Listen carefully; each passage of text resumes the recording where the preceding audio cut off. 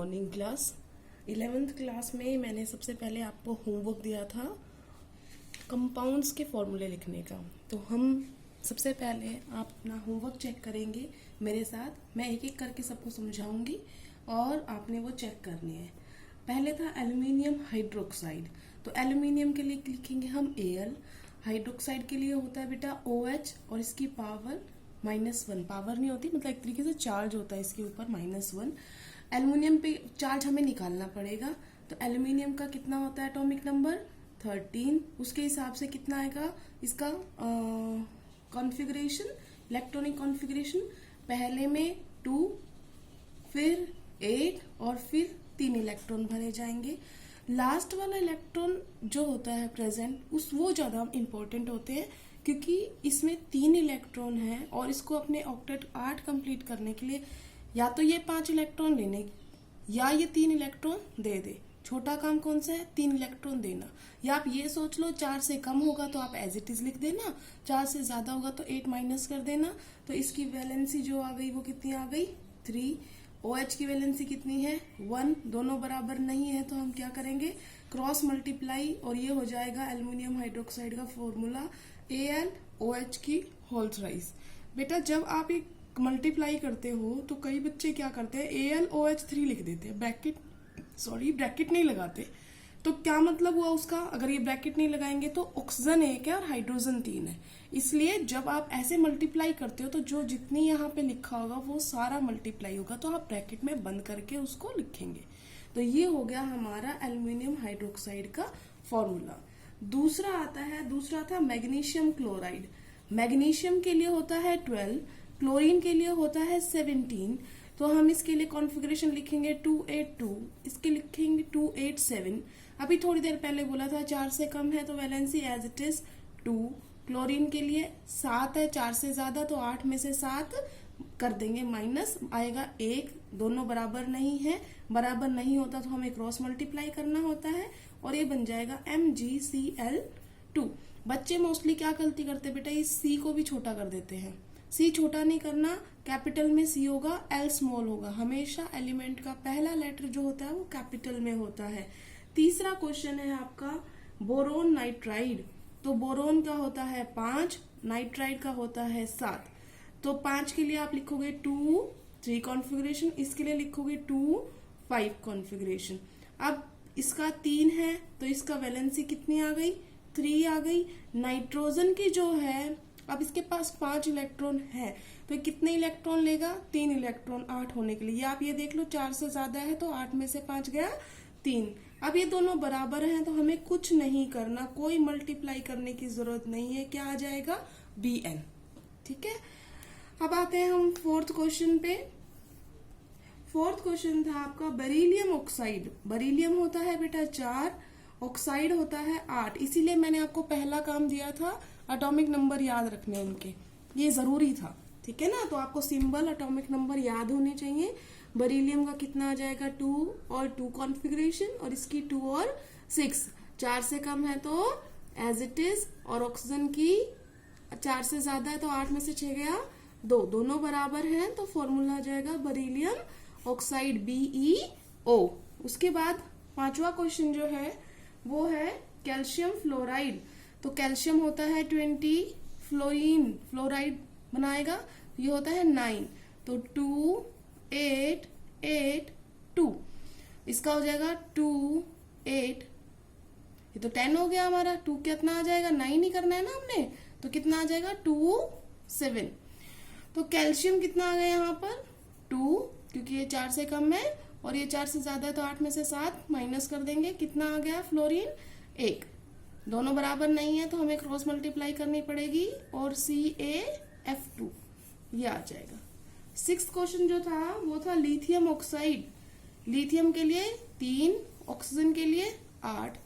2, 1 configuration, 2, 6 configuration.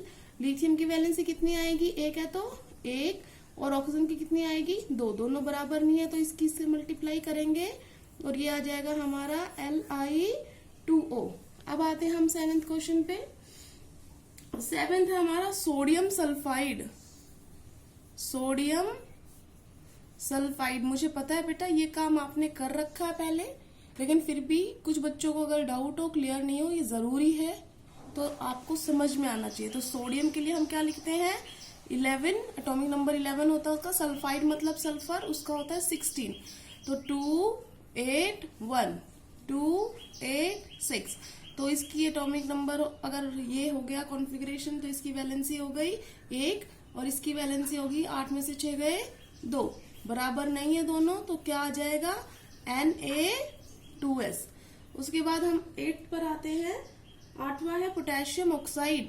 तो potassium के लिए हम लिखते हैं 19, ऑक्साइड के लिए हम लिखते हैं 8। तो 2 8 8 1 2 6। इसका कितना आ जाएगा 1, इसका कितना हो जाएगा 2, cross multiply that will be K2O। अब आते हैं 9th क्वेश्चन पे। 9th क्वेश्चन है हमारा बेरिलियम हाइड्राइड। बेटा बेरिलियम मतलब 4, हाइड्राइड मतलब हाइड्रोजन। बेरिलियम हो जाएगा 2 2, इसकी तो सिर्फ 1 हो जाएगी।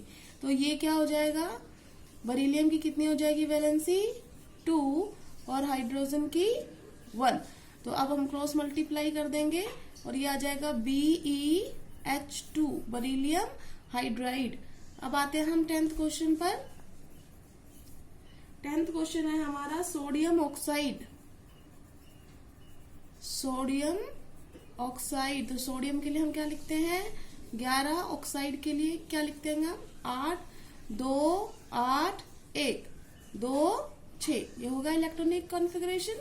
तो अब इसमें कितने इलेक्ट्रॉन, 1 इलेक्ट्रॉन लूज करेगा 1, इसके पास 6 है तो 8 में से 6 गया 2, cross multiply that it will be Na2O। आज मोस्टली हमने जो किए हैं बेटा, हमने इसको छोड़ के बाकी सारे हमने नॉर्मल आयंस के किए हैं, पॉलीएटॉमिक आयंस के नहीं किए। ये एक एग्जाम्पल जो था ये पॉलीएटॉमिक आयन का था। तो हम आज आपका जो होमवर्क होगा, ये आपने होमवर्क जो अपना टैली करके मुझे आज भेज देना है, और कल के लिए जो होमवर्क होगा वो मैं लिख रही हूं, आपने इनके फॉर्मूले लिखने हैं। Calcium carbonate, sodium bicarbonate, magnesium sulphate, aluminium sulphate,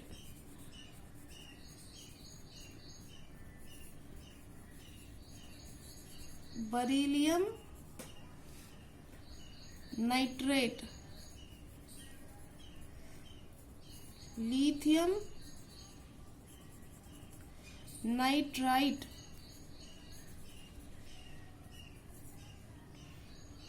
magnesium sulphide,